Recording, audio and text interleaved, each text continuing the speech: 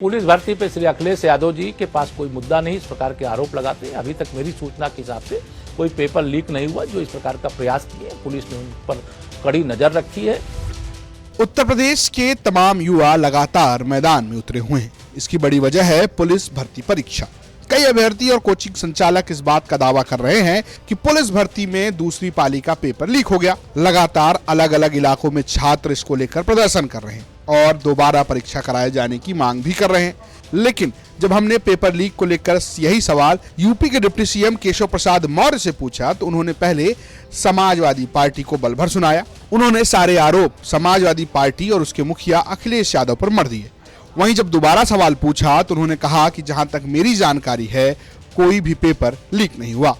आपने कहा कि युवा भी जय जयकार कर रहा है, लेकिन बार बार ये आरोप लग जा रहे हैं कि प्रश्न पत्र लीक हो रहे हैं और इसका कोई मुकम्मल जवाब भी नहीं निकल करके आ रहा है और बहुत ज्यादा रोष इस वक्त युवाओं में है, खास करके जो परीक्षार्थी हैं उनमें। युवा भली प्रकार जानता है ये समाजवादी पार्टी के द्वारा पैदा की गई कैंसर जैसी बीमारी है, जहां हर क्षेत्र में उन्होंने माफिया तैयार कर दिए थे। हमने उनकी हर क्षेत्र की माफियागिरी को धीरे धीरे करके खत्म किया है। कहीं पर भी कोई पेपर लीक हुआ है तो उसका खुलासा हुआ है, पकड़ करके उनके खिलाफ कठोर कार्रवाई हुई है। भारत सरकार ने तो अब बहुत बड़े जुर्माने के साथ और कारावास तक का एक कानून भी बना दिया है।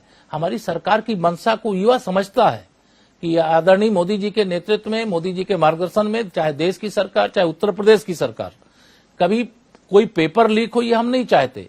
लेकिन यह जो बीमारी समाजवादी पार्टी, बहुजन समाज पार्टी ये जो पैदा करके गए हैं, उस कैंसर को हम धीरे धीरे खत्म कर रहे हैं। युवाओं का उज्जवल भविष्य भारतीय जनता पार्टी की सरकार में है। यह युवाओं के भविष्य के साथ खिलवाड़ करने वाले लोग हैं। परीक्षाएं प्रतिभाशाली बच्चे देते थे, सूची इनकी सरकार के माध्यम से भर्ती आयोगों को भेज दी जाती थी, वसूली करके और नाम दिए जाते थे। लेकिन आज 6.5 लाख लगभग नौकरियां दी गई।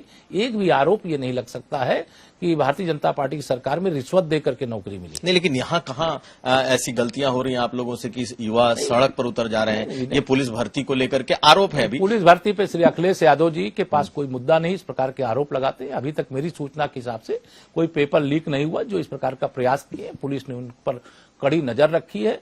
वह सब पकड़े जाएंगे।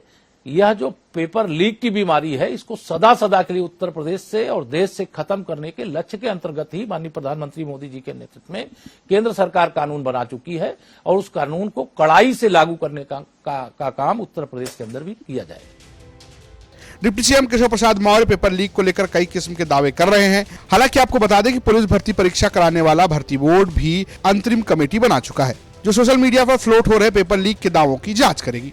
लखनऊ से कुमार अभिषेक की रिपोर्ट, यूपी तक।